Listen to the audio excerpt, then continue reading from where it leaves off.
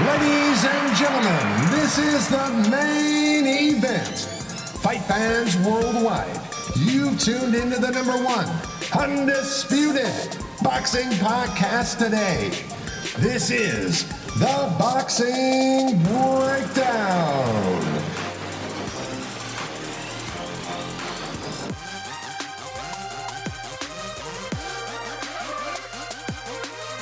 Now, your heavy-handed, hard-hitting host, Mark Roxey.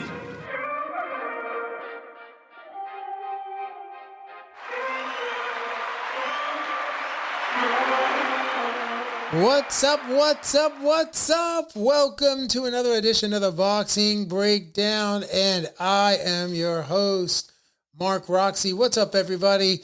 I hope you guys are having a great weekend. We are pumped again for another episode of the Boxing Breakdown. And if you are watching on YouTube, please do not forget to hit the subscribe, smash it, knock it out, give it a nice big punch, whatever you got to do. But make sure you subscribe, like, and share the podcast if you are listening and tuning in your drive, wherever you are, or on your headphones through Apple Podcasts or anywhere you get your podcasts. We appreciate it, and we are delighted to be with you today. I would like to invite into the Boxing Breakdown my partner in crime, Mr. Harold Hunt. What's up? What's up? What's up? What is going on? How you doing? I'm good, brother. I'm fired up, man. You know I'm fired up.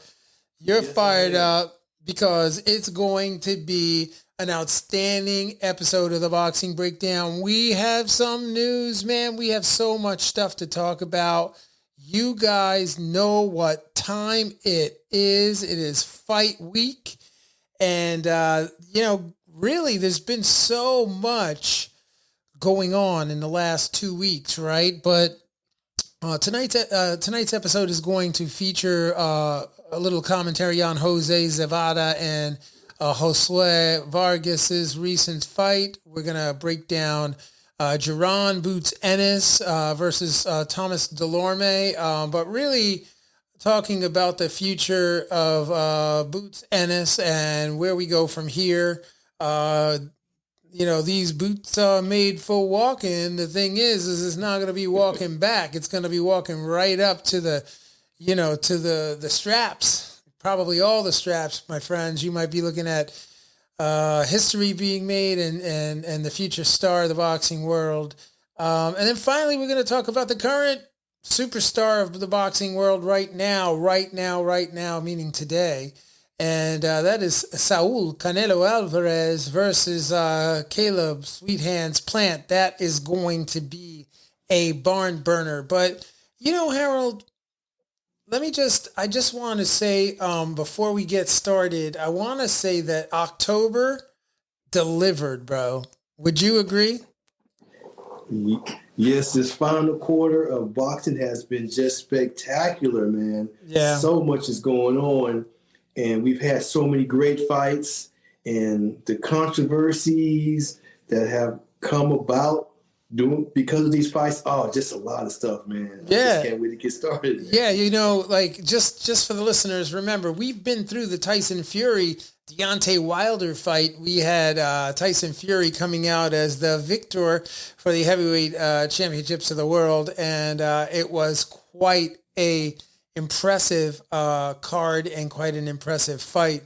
Just to say the least. We also had Emmanuel Navarrete versus Joet Gonzalez, where Emmanuel Navarrete came up victorious as well in a great fight. It's just been outstanding. We had Mikey Garcia versus Sandor Martin, where Sandor Martin came out with the victory in a very dramatic upset of Mikey Garcia. I don't want to leave anybody out, but there's been so many fights this month.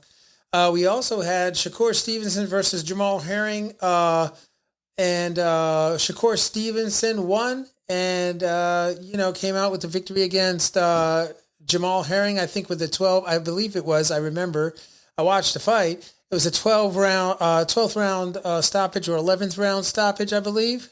Is that right? 11th round stoppage. 11th round. Yeah, man, that was a great fight. Shakur was very impressive in that fight. And gosh, I just could go on and on. Chantel Cameron was victorious against Mary McGee. Yes. Not to leave out the females for sure.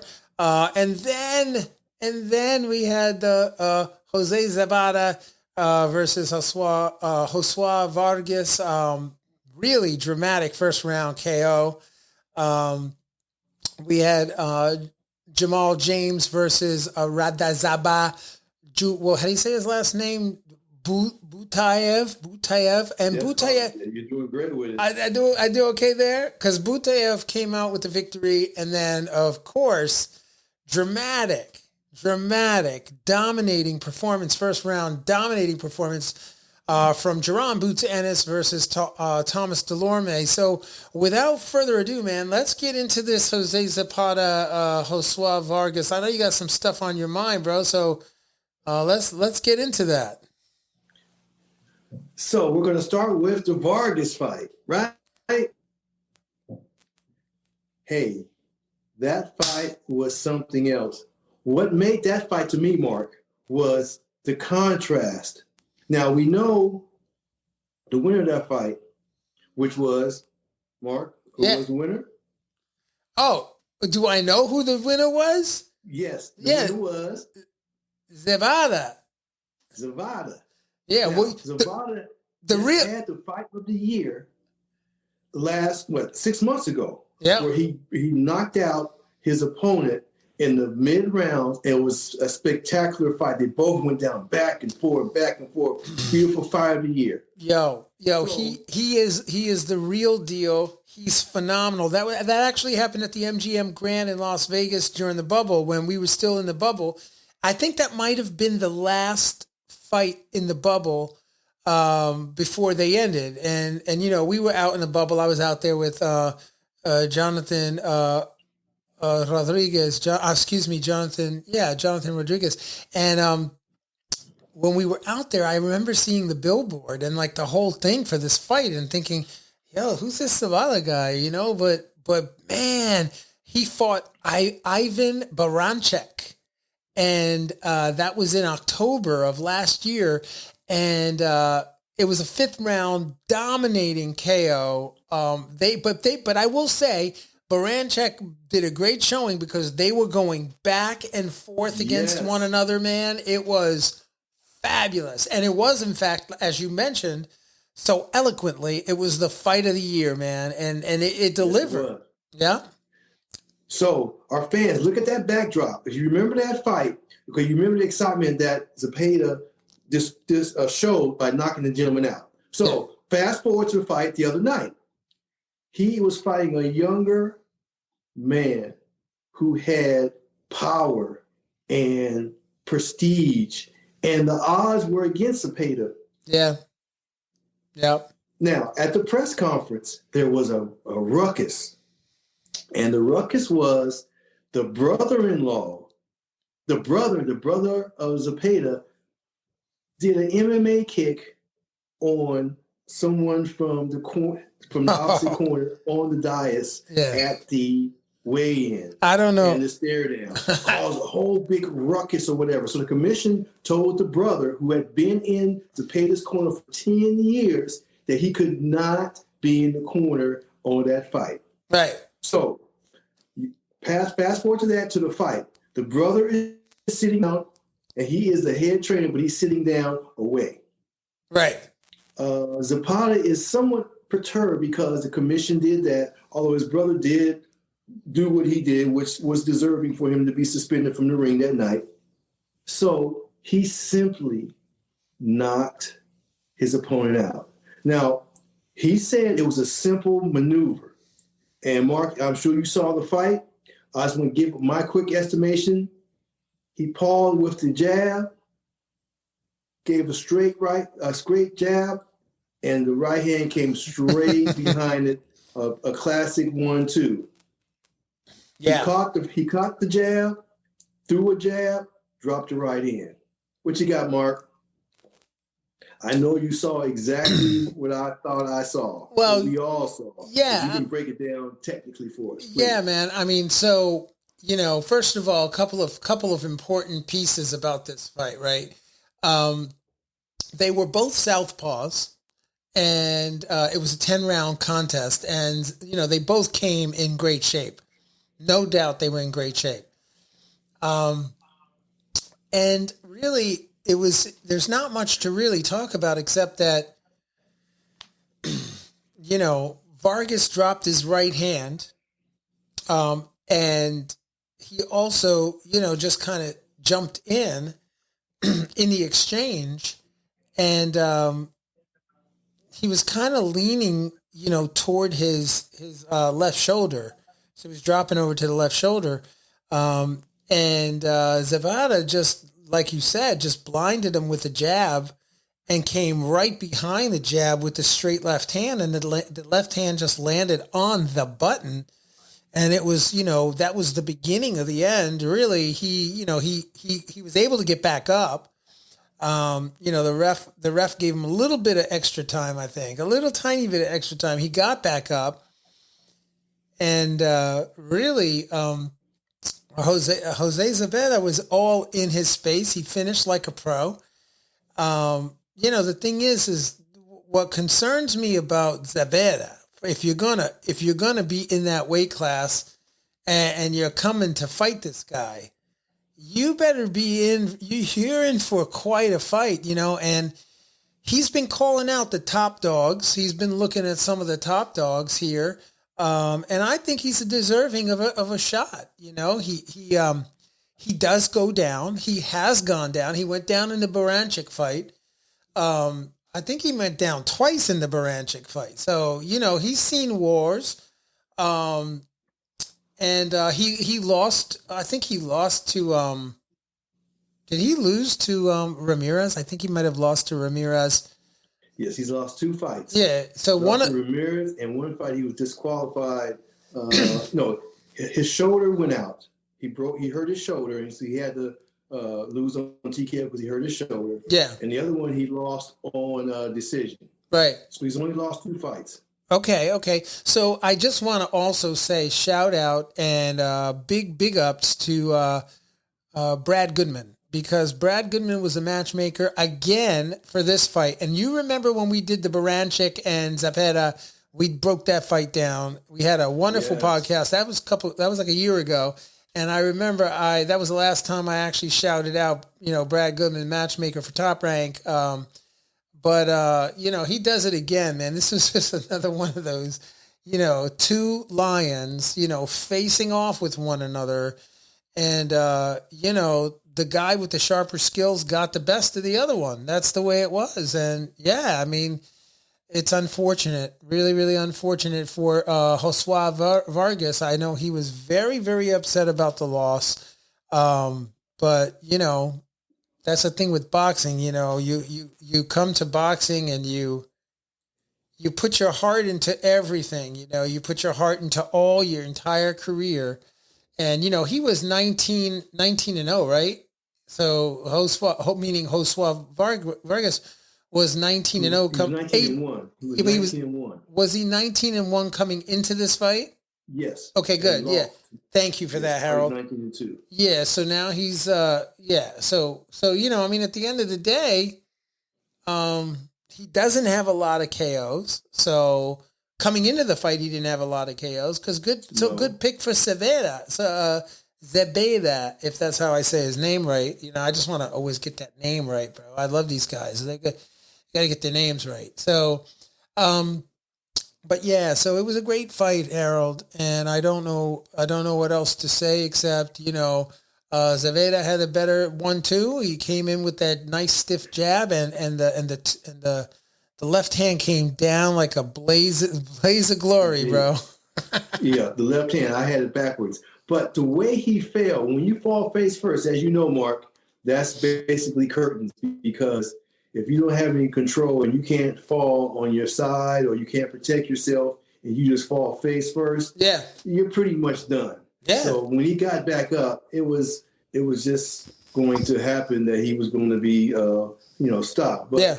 it was a beautiful punch, man. He set it up so beautifully, and just all the hoopla that went along with the actual fight itself just made it more dramatic. Yeah, man. No, I agree. And I think I have a good image of the two. See if I can get it up. So there they were, where you were talking about, right before the fight. There's your boys. To the left with the beard. That's the bro that was suspended from the ring. Yeah, for doing. And I was going to correct you on that, Harold. It wasn't quite an MMA kick, bro. It was a kick. What was it? I don't know. He should take some MMA classes if he wants to do that kick right, bro. That kick was like, I thought he might have pulled a groin muscle or something when he threw it. It wasn't a good look, bro. Maybe he's better with the hands. I'm sure he is, but I'm sure he is. The whole kick thing, man, it was really not, it was kind of an awkward thing. I mean, you want to break that down? Break down the kick? Well, I can show you the kick, bro. I can't really. I mean, some people say it looks like he knew what he was doing. He had some kind of discipline. I can't say, but I know that it happened, and it just caused more intrigue. And the odds were for Vargas. Yeah, no. Zepeda was a underdog, but they lifted his hand, bro. They lifted his hand in victory. They lifted his hand.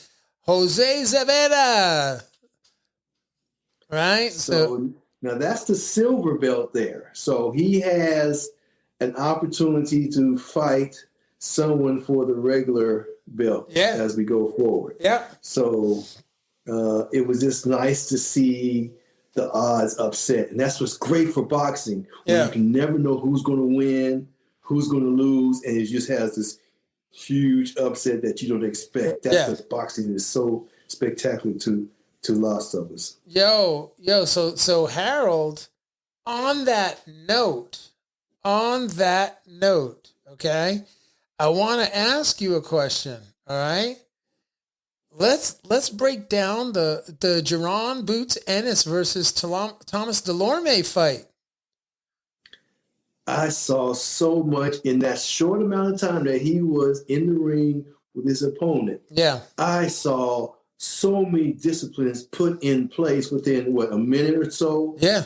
I saw a great jab that came out immediately and found the range immediately.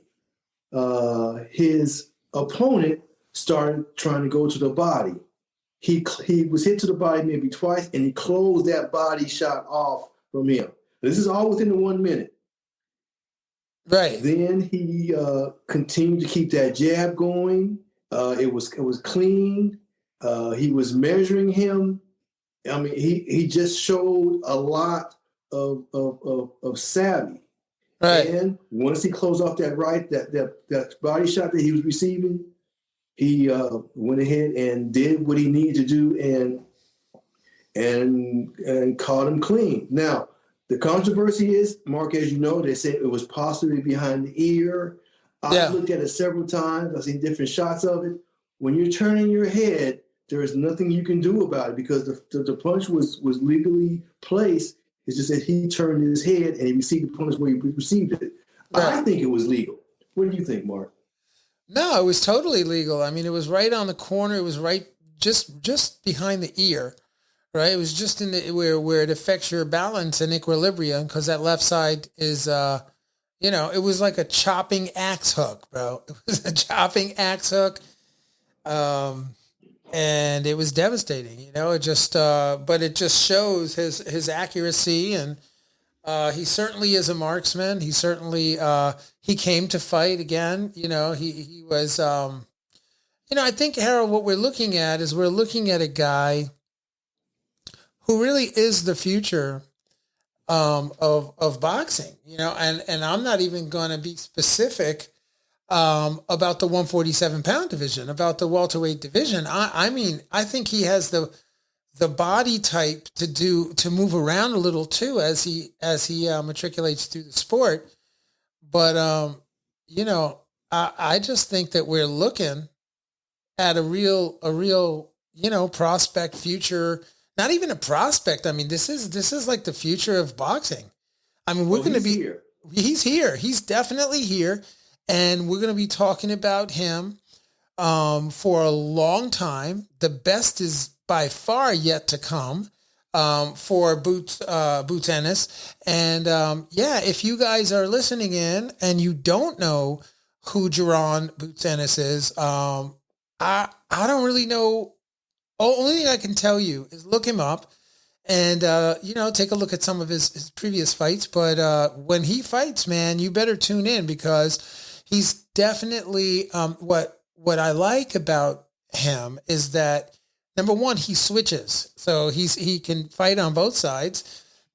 He is... I want to talk how he used that switch. Go ahead, Mark. Yeah, he can fight on both sides. He knows when to make the switch on the right angles. And he has just like a boxing IQ, unparalleled to anybody in the sport right now, as far as I'm concerned. There are maybe one or two other gentlemen that I might mention in this conversation that has the IQ that Boots has. The other thing is that this guy has a work ethic, right? So this all points to his work ethic because he's in the gym. He trains all the time. If you ask anyone in Philadelphia about, who they feel is the best fighter in the state or in the city, you're gonna get the name Jerron Boots Ennis. So he definitely has made noise for a very, very long time, locally, regionally, nationally, and in the professional ranks. He's right there.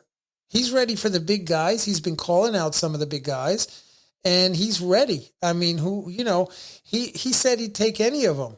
And actually he, even mentioned, what's his name? Errol Spence. Well, of course he'd love Errol Spence. That would be a fabulous fight. I don't think Errol Spence wants that fight. That's who I meant. That's what I meant. Apologies for my brain capacity. But yeah, we're talking about, Thurman's not a champion. So that would be a good fight for him to get one of the three champions in the ring. Yeah, I mean, that's a big money fight. In fact, he's the IBF contender. So, and the IBF is ruled by Errol Spence. So that's the opportunity he has. I just don't see it. I don't see anybody being able to contend with this guy's ring IQ or his physical capabilities. I mean, look, he's a beast, man. I mean, just here, have another look at him if you didn't see him before. But I mean, he's a monster, and he's a switch hitter. He fights on both sides. He's equally talented on both sides. Yeah. Mark, I want to speak to that. Yeah. During that fight, of course, he had to take, once he hurt the man, he had to take 2 punches.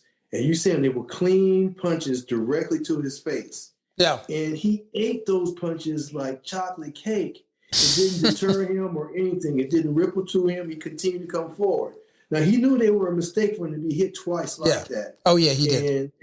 And he understood that. He constantly talked about how his hand was not up in the proper position to block that. And after the fight was over, while he was running around the ring after, he was apologizing to his brother, his father, everyone, and his entire conversation was, I got hit. I had my hand here, I had my hand there. Instead of them saying, well, you won, we love you, this and that and the other, he was constantly critiquing himself seconds after he knocked the gentleman out. Now, what excited me was once he had him hurt, he switched. And when he came back to him to finish him off, he came to him at a different stance. Right. He's initially right-handed, but he came and finished him off as a southpaw. So not only is his opponent dazed and hurt, he's looking for that same punch that dazed him to come through again, and it came from the other side. I've only seen one other fighter switch when they got someone hurt, and I can't remember exactly who it was. I'm sure it happens all the time, but this was just so blatant that you could see that he hurt him in one stance and finished him in the other. Yeah. And it was effortless. It was smooth. it was just so well done. His transitions. He had power in both hands. And I don't know if he's a natural southpaw or he has power in both hands, or I don't know what it is, but his technique is flawless, Mark. And that's something that I was very impressed with. Yeah, well, we have to have him on the show for sure to talk about some of his technical prowess, but he definitely is skillful on both sides. He's traditionally a right-handed fighter, but he's skillful on both sides. I mean, the thing is that this is a guy, I'm sure in the gym over the years, he's had to switch to southpaw to fight guys who are less skilled than him. I'm sure. He's had to okay, thumb it down, bro, because you can't kill all your work, you know? So I'm sure he has had to thumb down his work, switch to southpaw, learn how to fight on southpaw, and then realize, you know what? I like my power up in the front. I think I can do this. I can make this work. And, so you end up, with a diamond at the end of that once you have worked both sides of your skill sets over the years he's been in the gym. He's been in the gym since he was a little kid. So this isn't rocket science for him, and really he's not fazed by anybody in the division right now. He's looking around at the division going, okay, my biggest concern is who could fight me, because nobody's going to want to fight him, especially after the performance he did with Sergey Lipinets back in April, I think he fought in April of 2021. Yes. Yeah, and then so he had that fight with Sergey Lipinets, and he dropped him, bro, in the 6th round, 6 of 12. He put him out, and then he comes up against Thomas Delorme and takes him out in the 1st round. So who in the 147-pound division do you know that's going to go, yeah, give me that guy Boots Ennis. Yeah, I'll take him. He looks like an easy fight. They're not. No one's going to touch him right now, only because they could possibly lose, but he can't even make it worth their while because he can't sell tickets as of yet. Now, yes, these 2 past performances are going to cause the boxing public to want to see him again and again. But the casuals still don't know. They still haven't seen. Now, with the knockout being so short, the copyright and the legal ramifications of that can cause a lot of media outlets to be able to afford that quick knockout and show it on all media platforms. Because if it went past certain rounds, you had to pay for it and this, that, and the other. Yeah. So since it was so short, he may get some huge looks in every medium just because it was such a brutal knockout and it lasted so short. So it's kind of like in music. You can only use so many bars before you have to pay. Yeah. For sure. Well, this is how that fight is. It's so many bars, you don't have to pay. And within those bars, we get to see the knockout. Right. Now, I'm hoping that he has some other people call him out. And as you know, Blair, the Flair Cobb, called him out. Oh, come on. Mark, what do you think about that fiasco there? Well, okay. I say that would be a stunning event. That would be a stunning boxing event. It would be exciting, must-see TV, because someone's going to get laid out. I'm not going to take sides. I'm just saying that would be a very, very exciting, dramatic WWF / WWE kind of, pomp and circumstance. But I think at the end of the day, you're talking about a yin and a yang kind of stylistically and skill level. And just to go back, the thing about Boots is that his skill is crafted in the gym. He lives in the gym. He's in the gym every day. So with a guy like Jaron Boots Ennis, it's gonna you have to be at your best. And as far as selling tickets, I mean, I don't want to start a feud. I don't want to say anything. But I'm going to tell you that the insiders in Philly, like everybody has always said, okay, well, what fight would you want to see in Philadelphia? And everybody in Philly were like, oh my God, could you imagine if Danny Garcia fought Boots Ennis, like what that would be in Philly? I mean, you're talking about they would need the stadium for that. Okay. Like, so, you know, I don't know. I don't know if I agree with the fact that he doesn't sell tickets. I think that he hasn't had the kind of exposure, you know, that a Danny Garcia has had. He doesn't have the kind of exposure that a Keith Thurman has had, or, you know, Errol Spence or this and that. But, you know, his handlers and the guys who are working with him, hopefully will take care of the business that needs to be taken care of to produce this kind of like, okay.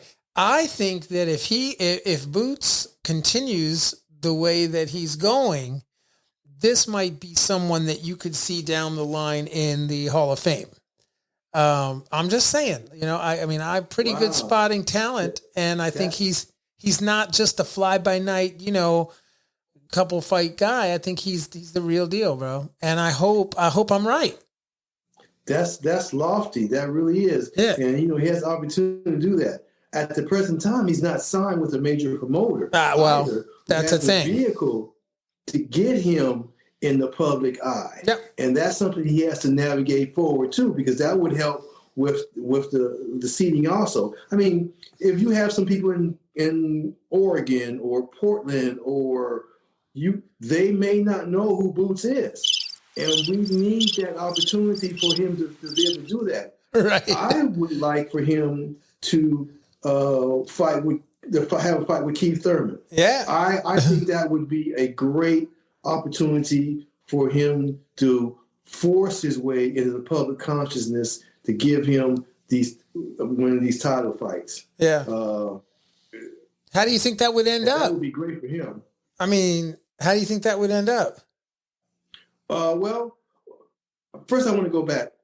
Danny doesn't want that smoke.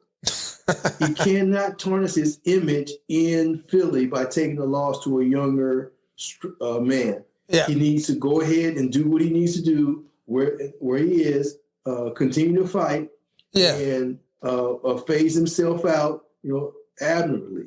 If he fights Boots, he will be knocked out. Right. And he'll have to deal with that type of stigma in his hometown for the rest of his time there. Yeah, it's going to be something that he's going to have to do. You know, he'll be a hero there and all that. And you do not want to be the one that Boots knocked out. So I don't think he'll ever do that. As far as Boots going out to fight our guy, one time Keith Thurman, that would be a great fight. I see him going the distance with Thurman and winning, but I don't see him knocking him out. But he'll learn so much from just fighting that type of caliber of man. If you think about it, the only high caliber person he's fought was Lipinets. Yeah. The other ones were okay. I mean, one guy came right out of jail. Yeah. I mean, he literally had the jail thing on his hand, and they cut it off. Hours or whatever, he was in the ring with Boots. Right. But he fought Boots very well. He fought him 6 rounds. He had Boots. He had to work, and Boots got him with some uppercuts, but he fought very well. Yeah. So we need to see Boots fight someone other than Lipinets that really has a skill set. Yeah, I'm not discounting what he's done. His opponent did very well, but his opponent, Mark, did you know, has filed a grievance with the Nevada Athletic Commission stating that punch was illegal and therefore he lost the fight. Now, they're not going to overturn it, but he's launched a formal appeal. Wow. What do you think about that? Well, I didn't know that, Harold. Do tell me some more, because I didn't realize that Thomas Delorme filed a grievance. So this fight happened at the Mandalay Bay in Las Vegas, but I didn't know that, you know, so he filed at the Nevada State Athletic Commission a grievance against the punch being from behind the head. Yes, he did. He did so. So tell me more. How does that work, and what's the process for that? Well, from what I know about commissions, being a part of them and understanding belts and all that kind of stuff to the level I'm at, he has every right to file that. If he feels that he can foul that, he should do that. Right. He's gone on his Instagram and he has a photo of the punch landing on his head in a certain position. Now, of course, you're not going to see that in real time. And if you can go frame by frame by frame, you could see anything you want to see to make your case. Well, now, I've never seen any commission overturn anything like this, because this is like on the borderline. And as I said earlier, when you turn your head in a fight, you have to get your head in a position, and it's not an intentional blow to your ear, it's deemed legal. But he's doing this because he feels like he didn't get justice. He is not saying that he anything negative about Boots. He just said that he deserves justice because in his mind it was not, in fact, legally placed punch. But it won't get overturned. It'll just create more drama. Maybe it'll give him a rematch, or maybe it won't. Maybe it gets the public to pay more attention to Boots. Maybe it will, maybe it won't. We don't know. That appeal just was filed today. Right. Well, listen, more to come on that. I didn't know that. We'll have to make sure we cover that on the next episode for sure, because I wasn't aware that there was a grievance that was filed, but check it out. I'd like to just jump a little bit for the fans and just give them a little update on the Teofimo, the takeover, Lopez versus George Ferocious Camboso Jr., fighting for the WBA, WBO, IBF titles, and really just kind of give everybody an update. I don't know, since the last podcast, we try to cover a little bit on these guys all the time.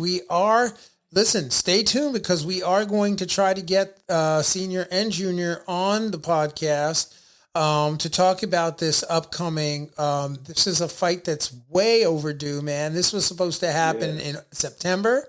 It was supposed to happen in October. It was supposed to happen in, it's been, there's been a lot of issues around this fight. And I'd like them to talk a little bit about how we got where we are. But the fight is scheduled to be on DAZN on November 27th at 8 p.m. Eastern Standard Time. So you are not going to want to miss that fight, man. That is, Harold, going to be, honestly, I'm really, really looking forward to that fight. Yes. I see that Kambosos, his fear and his apprehension is gone now. It's totally gone. Yeah. He is to the point now where he's not even worried about what could possibly happen, because he is so frustrated to a point, and he has gone past that emotion where it's going to help him actually in the ring, because he is not even going to be worried about anything Lopez happens to do, because mentally he's been already dragged through it. So he'll go in there with a clear mind, and I think he'll be able to execute his game plan, whatever that may be. Now, the thing I see is possible ring rust on either one of those guys. Right. So we'll see who, navigated this back and start and stop and start and stop. But mentally, I think George has a great advantage. Now, to me, Mr. Lopez, he's got to prove to the world, because he's been taking it from all sides. Yes, he got sick. Yes, he didn't want to go to Australia. Yes, this. Yes, that. Yes, this. But the public looks at him as the catalyst for all this. Right. So he's got to prove that. Kambosos doesn't care at this point. He just wants to fight, and his apprehension is gone. Right. I agree with you. I just wanted to touch base on what you said about ring rust. So you believe that one or both of these gentlemen may end up coming to the fight with a little bit of shaky-dakey ring rust? There's always a possibility. You being a trainer, you know how ring rust can affect you if you don't keep constant, hard sparring. And with the change of continents, if you will, and and states and venues. I mean, it's got to be hard to keep that consistent, heavy, good sparring available. Yeah. I wouldn't know that discipline, Mark, but enlighten me. Well, first of all, let's just say, I prefer not to be in the ring at all. I mean, because that's not my place, right? I'm out of the ring. I like to be out of the ring. But I definitely think that sparring plays an important role in their conditioning and their sharpness. You can't really get sharp when you're not in the ring. And so, yeah, sparring plays an important role in the development of a fighter and the consistency of a fighter. But, I know that both of these guys are sparring regularly. They are getting work regularly. They both have the budgets and I would say the cash flow behind what they're doing to make sure that they have the proper sparring. So, I don't really think it's an issue of sparring. I think it's just an issue of like who comes ready, who's more distracted with being, in the public eye and kind of like, schmoozing around and doing the Hollywood thing, or who's really doing the work. So. Well, as far as the work is concerned, if we know anything from the father's got that young gentleman working, keeping sharp. So that's good. Yeah, I mean, I don't think Camboso. I haven't heard anything about Cambosos. So, my guess is that he's like, he's cramming on a test, bro. He's out there studying, like really studying hard and doing his work and preparing for this fight. And that's what he's been doing the whole time. I don't think there's ever been a time where he hasn't been preparing. So that's what makes this fight so compelling, because the longer it gets stretched out, the more time he has to prepare, the more studying the team gets to do. And, I don't know who that favors. I really don't.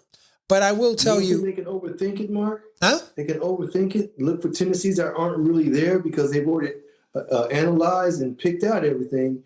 And to continue studying, they could find more that really isn't there. Well, that's an and interesting the game plan the wrong way. That's a very that this tendency is there when it really isn't, because they've had so much time to study it. Well, I've never heard of that before, but I mean, it's possible. I never heard of overstudying for a test. I mean, I think that when you look at the tendencies of a fighter and you see it's not so much the tendencies, it's really the habits, right? So when you're looking at the habits of a fighter, as you're breaking down the film, you can see what the fighter's doing. The issue here of what I'm trying to say is that the longer he's training, the less issues he's going to have that you saw in the last fight, because they're going to try to clean that out. It's like wiping the hard drive, and making a new fighter. So, I mean, a good trainer and a good team, not because, it's not just one trainer, it's the whole team. They were probably thinking about things like that. Like, how can we put together, a fighter that shows up that doesn't look like the fighter that showed up in the last fight? I don't know. What do you think? Well, as you said, habit is a habit. And if that's identified early, they can really find the tendencies of that habit.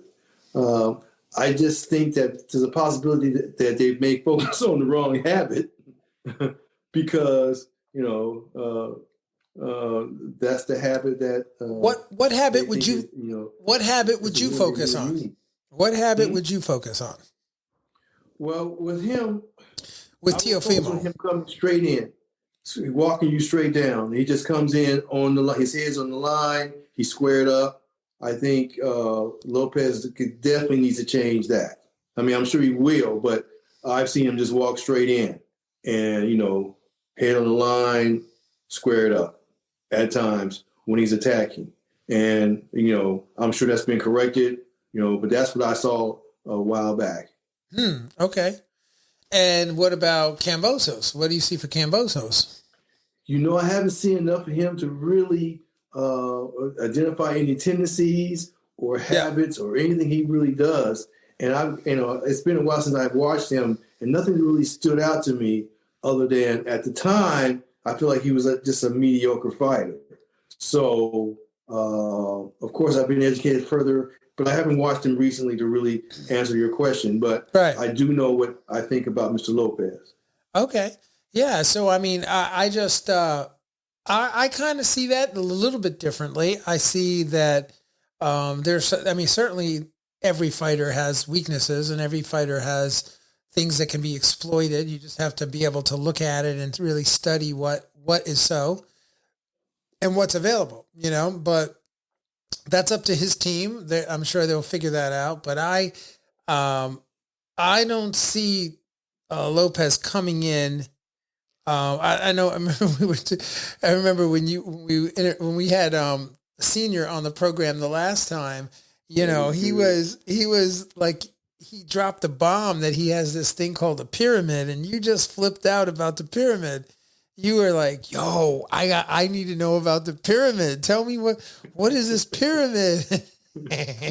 And then we had him on again the next time. And that was that hilarious episode when he was in the car. Remember when he was in the car and like he kept cutting out? That thing went viral, man. That thing went viral. It did. It did. It was he was so authentic that night. He was so in his zone, and he was so passionate and so upset at what had transpired with Bob Arum and then Todd DeBluff and the whole crew at Top Rank. And it was right when it was hot. I called him like the week after it all happened, and he was like so upset about it. And again, he doesn't get upset for himself. He gets upset for his son, and it's this whole thing. But I remember, I remember how it was cutting out, and his audio was cutting out, and he was just freaking. He was on fire. Senior, you were on fire. If you're listening to the podcast or you watch it on YouTube, bro, you were. I can't wait to get you on the next time because you are so authentic, bro. But that passion definitely, translates to his son's style, the way he conducts his interviews. Yeah. Oh yeah. In the ring itself. So it's going to be interesting. It really is, because they've gone through so much just to get to this point, man. Yeah. And it's going down. It's going down on the 27th. It's going down. The 27th of November on DAZN. Get your subscription. Get in there. Buy that DAZN, because you know what? It's not just this fight. They do a lot of really great fights. A lot of great fights happen on DAZN. So make sure you get over there and get what you get. There's lots to talk about. So guess what, man? It's time. We are at the time where it's time to turn it up, baby. Let's go. It's time to talk about Saul Canelo Alvarez versus the Caleb Plan WBC, WBA, IBF, WBO super middleweight title on the line. All the belts for all the marbles, bro. There's no franchise. There's no intern. This is the number one belt for each of the organizations. I can just imagine the split on the sanctioning fees that Canelo has to drop to defend all four of these belts. Oh my gosh. But we'll go into something else, but that's very interesting if you look at the financial piece of that. I have an observation, Mark. Yeah. I was looking at the weigh-ins, the press conferences. Caleb Plant is so much taller and bigger than Alvarez. Now, so was the middleweight guy he fought, and he knocked out Kovalov. Yes, he was. Oh, look at that! Look at the support. Am I excited about the fight, or what do you think, bro? You absolutely are. You got to turn the hat around, though. It's backwards. All right, it's back. Yo, man, this thing doesn't fit me, bro. It hurts my head when I try to put it on. Doesn't fit me. It was for my son, It's bro. still backwards. Is it? It goes, the heavy part goes in the front. Oh, it fits. No, Yeah. that's wrong. No, it isn't. Is it? No, it's the other way. What do you mean? Yes. It's like the heavy part goes in the front. There you go. There you go.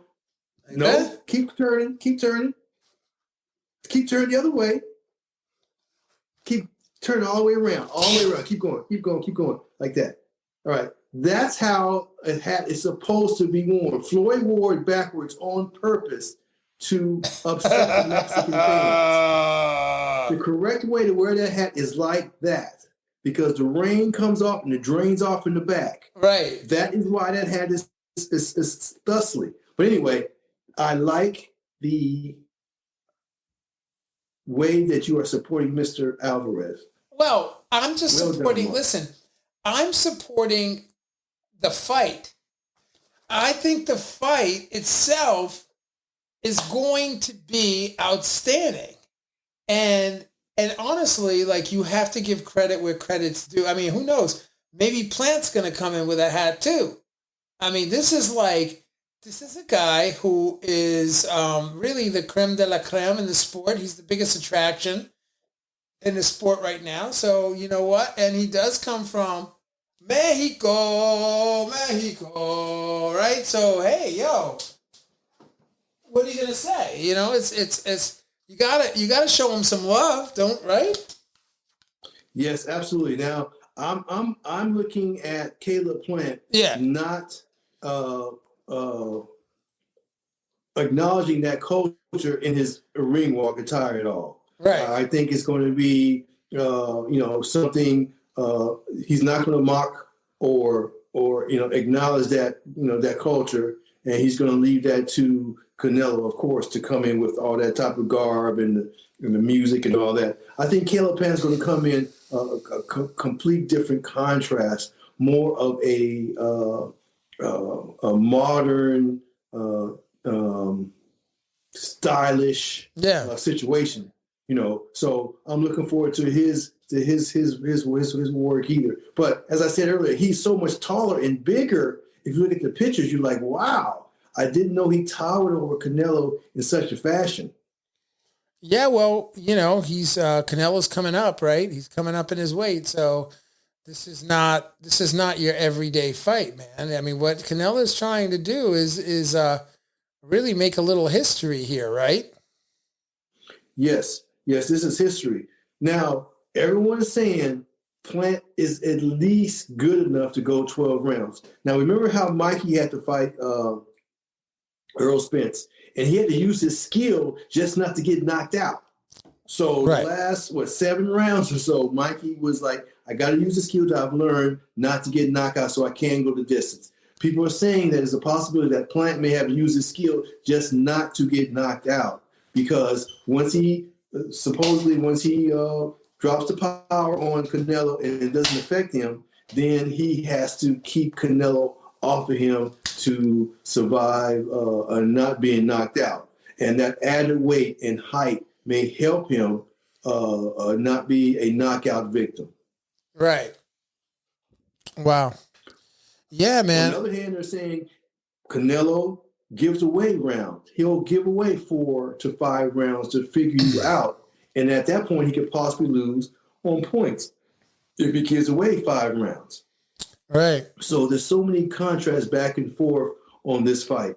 I still can't really pick who I would like, who I can say I would like. I think he's going to go the distance. Yes, I do believe that.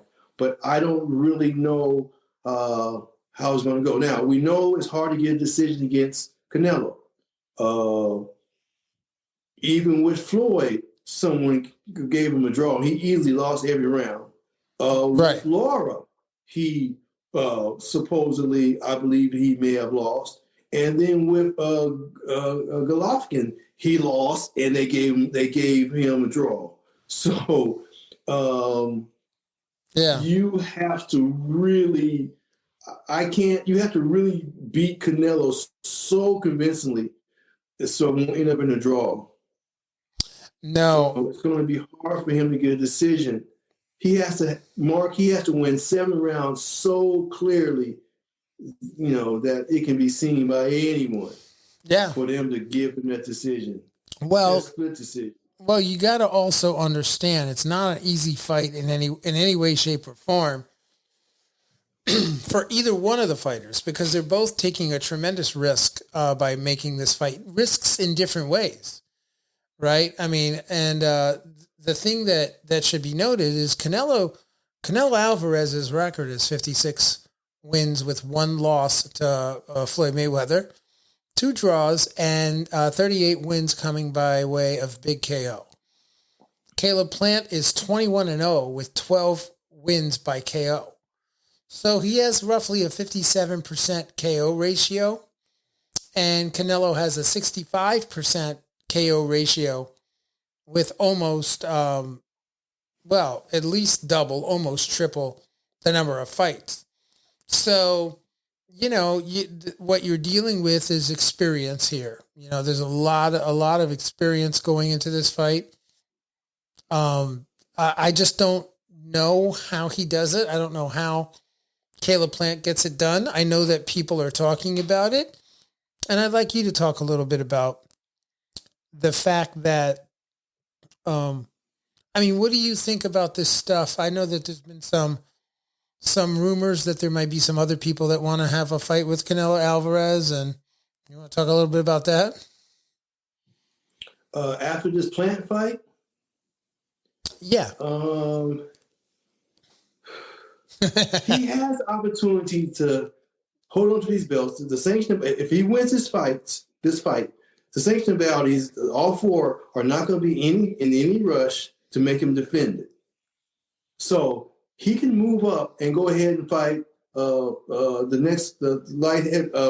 up to the next weight class. Right. And you got Bivol there, and you've got another gentleman there who's a champion. Better if I said it correctly. Benavidez, yeah. Yes. Now, if Alvarez is smart, he'll go ahead and fight Bitrov and take his belt, and then he has the cachet to go ahead and fight the other gentleman for his belt. Right.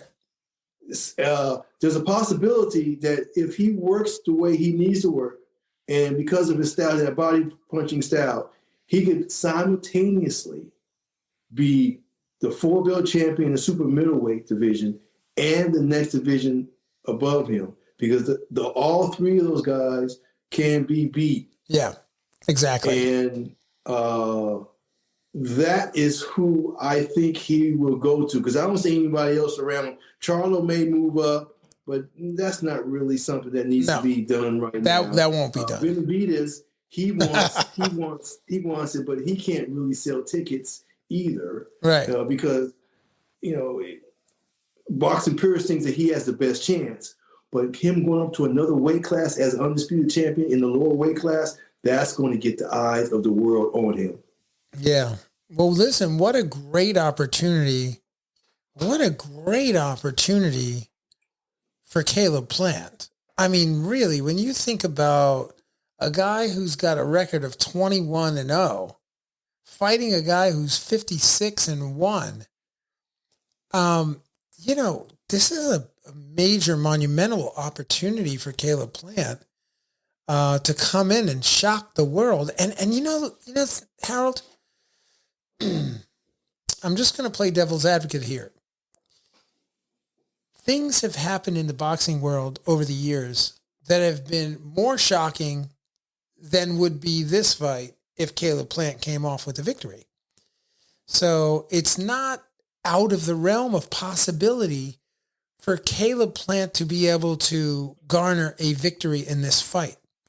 And one of the things that I've been thinking about is, how much do you think Caleb Plant is taking a look at Floyd Mayweather's roadmap and game plan, blueprint, if you will, for victory over Canelo Alvarez? Do you think that even has any kind of validity at this point in the sport?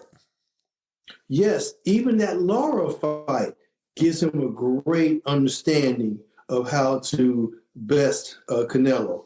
And he can look at how he stood in Alvarez stood in the pocket with Golovkin and traded. So he gets to see everything that Canelo has done in two fights. Well, one fight that he lost to Floyd. Right. The Lara fight, which some people say he lost, but he was vulnerable and he was exposed some, if you want to say that. And then he got to see how he fights on the inside. Right. Because he stood in the pocket the whole fight with Golovkin. So if he looks at all of that and figures out how he can be productive inside with Canelo, he sees what Lara did, and he sees what Floyd did, he can put together something that could really work, providing he can stay prone for the 12 rounds. Yeah. Well, you know that Floyd Mayweather fight, I mean, that took place in 2013. I think it was 2013. 13? Yeah, and that went, I mean, it did go the distance. It went the distance, you know? So, you know, he went the distance with Floyd, excuse me, and Floyd Mayweather at the time, you know, he had a couple of wins prior to that. He had KO'd well, actually, he beat Ricky Hatton. He beat Juan Manuel Marquez. He beat Shane Mosley, all in 12-round decisions. He KO'd Victor Ortiz in the 4th of the 12th round, 4 of 12 rounds. He beat Miguel Cotto in a 12-round decision. He beat Robert Guerrero in a 12-round. Saul Canelo Alvarez in a 12-round. And after that fight with Saul Canelo Alvarez, he went on to fight Marcos Maidana for a 12-round victory. He then went and fought Marcos Maidana again for another 12-round victory. He beat Manny Pacquiao for a 12-round victory. He fought Andre Berto to a 12-round victory. And then his last fight, he TKO'd Conor McGregor in 10 of 12. But I mean, when you look at that, the thing is Floyd Mayweather against Canelo Alvarez, Floyd just did what Floyd does, which is he knows how to win.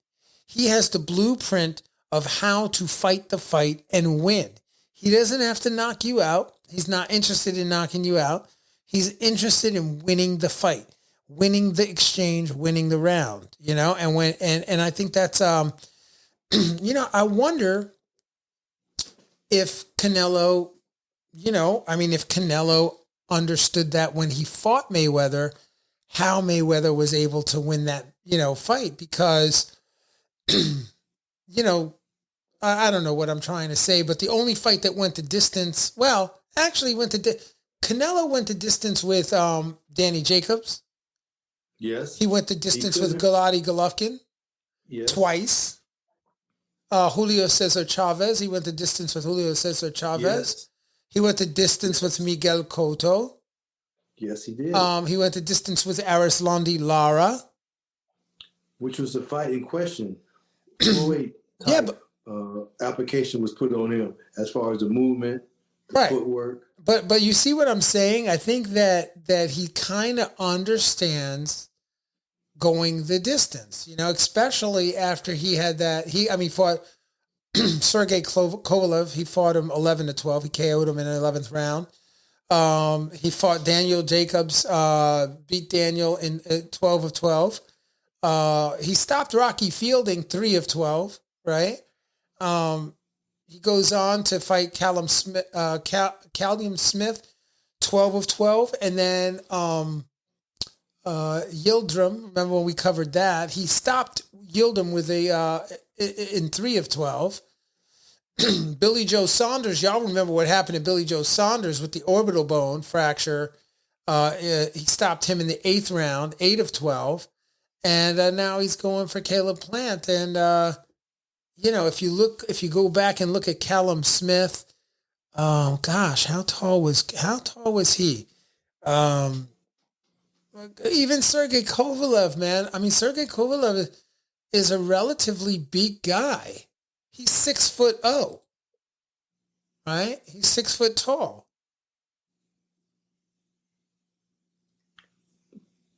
That's true. But at the time, he was having some physical issues where Kovalev was enjoying, some of the things that you don't do as a fighter. He enjoyed the alcohol and the party and all that. And that kind of caught up with him in that fight because he didn't have the resilience to continue his work with Alvarez, and he just kind of got depleted. That's the biggest guy that Alvarez has knocked out. All the guys that were bigger than him, he won on decision. He's knocked out all of the ones who were smaller. Khan and some of the other guys, he took those out. But the ones that were bigger than him, he won. He either hurt them and put them out, but he didn't knock them out. He broke the gentleman's orbital bone and this and that and the other. He had to stop, but because Callum Smith was 6'3".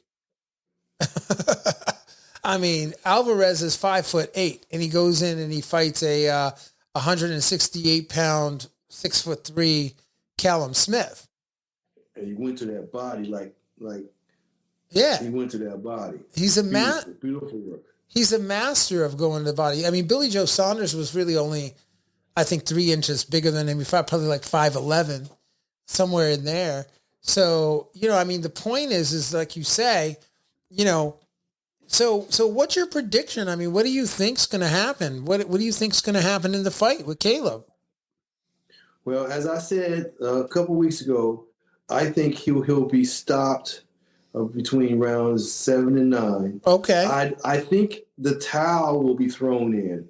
I think his corner is going to see so many punches coming. Yeah. That they just feel like need to throw it in. Now, of course, he's going to have his wife at the ringside. That's a whole emotional thing that could go against him because for sure. If he's losing, she is going to just be very animated about the situation. Yeah. And they'll be looking at her and that type of thing, and that it will come in. Plant's legs are good. He's in excellent shape. He's not going to go down unless he's hit straight, clean on the button so many times where his brain is just concussed, where he's not going to get up.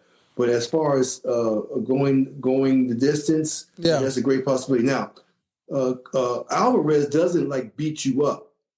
What happens with him is it's when he hits you, it's shocking. I mean, he's hitting you. Yes, you're being hit, but when he hits you with that ending punch, it's so shocking. It just takes you out. I mean, there's no okay, this one was heavy, the next one was heavy, the next one is heavy, then you're out. No, he's giving you heavy shots, and all of a sudden that one, bam, and that is it. You are out. So it's not an accumulation with him other than the body work. But when he hits you with that punch, you're not getting up. It's a one powerful punch that came from nowhere. Yeah. And it's been set up perfectly.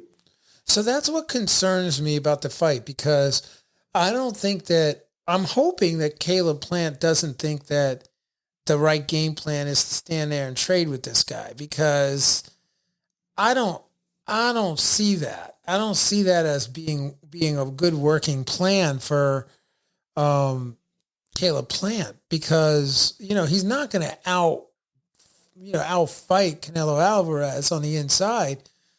He's going to have the legs to move and stick and move the entire fight. I mean, what do you think? Well, yes, if he can stick and move the entire fight and win on points, he can do the Sue Shine thing that Leonard did with Hagler and possibly win on points, providing the judges don't feel the pressure of the occasion and Alvarez. Right. Or he may have to use his legs to survive, as I stated earlier. So we have to see. We just don't know what's going to happen with that, Mark. I just can't see it other than he doesn't have the power to keep him off of him. But he has the leg to keep away from him. Possibly. Yeah. Well, I mean, look, Canelo Alvarez is a tremendous fighter. He's an incredible body puncher. He also has a very, very accurate way of fighting. So I'm concerned also about that cut, because if that cut, if Caleb Plant has all that scar tissue and stuff opening up, what happens when that happens, and when does it happen? Because if it happens early, it's going to be an early night. I don't see it going more than 6 rounds. if that cut opens up early in the fight. So if Canelo Alvarez targets that, the scar tissue on Caleb Plant's face, I think that could be an early round, right? It could be early. Which cut are you talking about? The one over the eye that he had in the past? Yeah. Or this one The ones, he got at the press conference? no, just the ones that he has over his eyes that seem to be, vulnerable. Come open all the time, right? Yeah. Well, if Canelo is that close to Caleb Plant in the fight, I don't think it'll be the cut that will, have him lose the fight unless they stop the fight because of the cut. You see?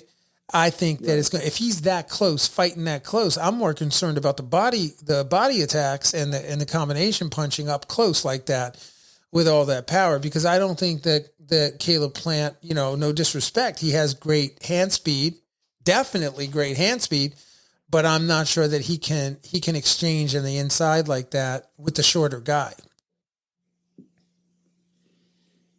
Well, we'll have to see exactly how it is. But Golovkin was around Plant's size.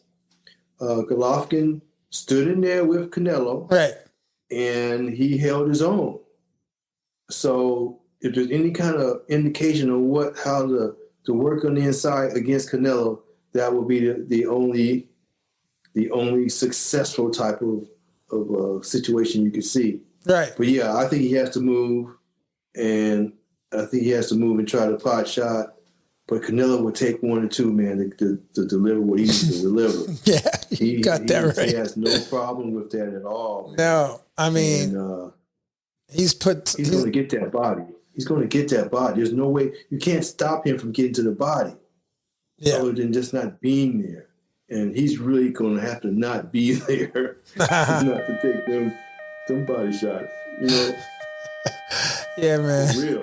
I agree. He gets hit with those body shots. It's going to be an ambulance trip to the hospital, bro. Good sound effect right there. Yeah, bro. It's going to be a biggie. Yeah. But, I'm looking for a stoppage by the referee. Okay. Because of the pounding he's going to be taking. I don't see him laid out or nothing like that. How about you guys out there listening in on the podcast today? I'd like to know what you think. Make sure you leave your comments and subscribe and hit the notifications and let us know what you think. Do you think it's going to be an early fight? Do you think it's going to be a late fight? Who do you think is going to win? Let us know. We want to chop it up with you. Your comments mean a lot to us, and certainly we'd love for you to get in on the conversation here now or, down the road. Just share the podcast with friends. Let everybody know what's up. And, man, Harold, It is always a delight to be with you, man. I just am so excited for this fight. I really am. I mean, I can't even tell you.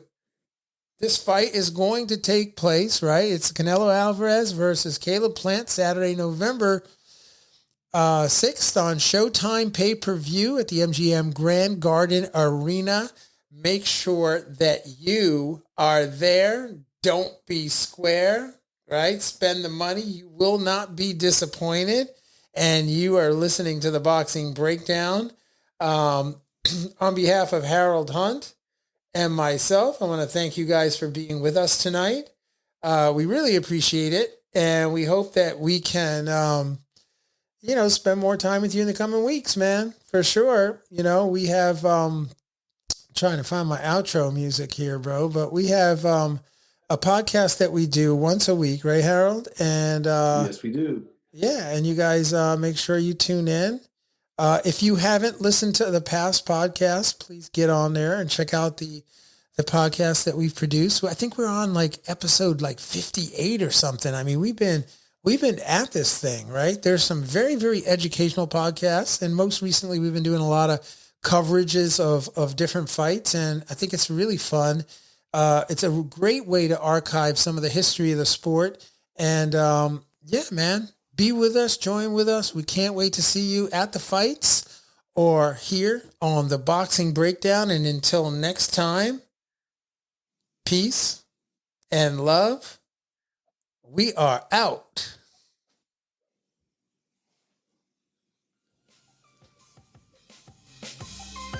Fight fans, join host Mark Roxey and special guests as they break down all aspects of the boxing world, including news, business, management, training, promotions, fan reactions, upcoming events, matchups, future boxing stars, title fights, state of the boxing world, and all the stuff you don't see when you watch boxing. This podcast is released each week on Thursday at 8 p.m. Eastern Standard Time. Live streamed on YouTube, Instagram, and Facebook Live. It's the Boxing Breakdown, hosted by Mark Roxey.